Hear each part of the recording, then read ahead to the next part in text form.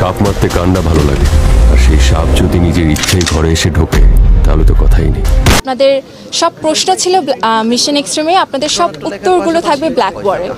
So এটি একটি গল্প, সো আপনাদের সব প্রশ্নের উত্তর থাকবে ব্ল্যাক ওয়ারে। সো আপনারা যারা মিশন এক্সট্রিম দেখেছেন তাদের সবগুলো উত্তর পাওয়ার জন্য আপনারা যাবেন ব্ল্যাক ওয়ার দেখতে।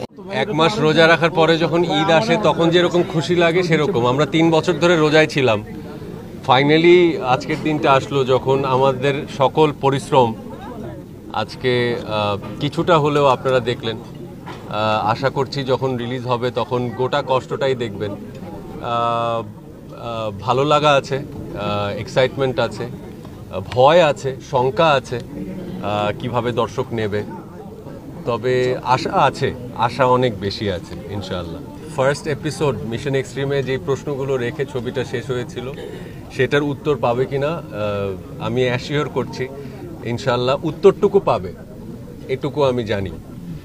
আর বাকি রইল কেন ব্ল্যাক ওয়ার দেখবে। প্রথম কথা হচ্ছে যে আমরা একটা বিশাল বড় টিম, 1.5 বছর ধরে অনেক চড়াই উতরাই অনেক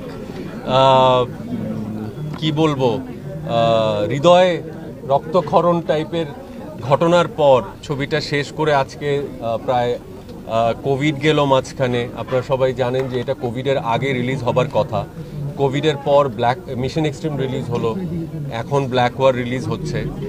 আমি বিশ্বাস করি যে এক ধরনের দর্শক ওয়েট করছে, আর বাকি সবার জন্য এটুকুই বলবো যে মিশন এক্সট্রিম তথা ব্ল্যাক ওয়ারের জন্য আমি ব্যক্তিগতভাবে যতটুকু ত্যাগ স্বীকার করেছি আমার অন্য কোনো এখন পর্যন্ত করা কাজের জন্য এতটা শারীরিক এবং মানসিক কষ্ট আমাকে করতে হয় নাই। আর বাকি রইল আপনারা যেটা জানেন অলরেডি, আমার দৈহিক গড়নের যে পরিবর্তন আনতে হয়েছিল চরিত্রের প্রয়োজনে, সত্যিকার অর্থে সেটা না হলে যে ব্ল্যাক ওয়ার বা মিশন এক্সট্রিম হতো না তা তো নয়, তাই না? বাট তারপরেও করেছি এই আশায় যে শুধু পার্শ্ববর্তী দেশ, আমেরিকান ফিল্ম, ব্রিটিশ ফিল্ম, বিভিন্ন ইন্টারন্যাশনাল ফিল্মে বা ওদের কন্টেন্টে আমরা এই ধরনের জিনিসগুলো দেখি। আমাদের 50-51 বছরের বাংলাদেশে আমার জানা মতে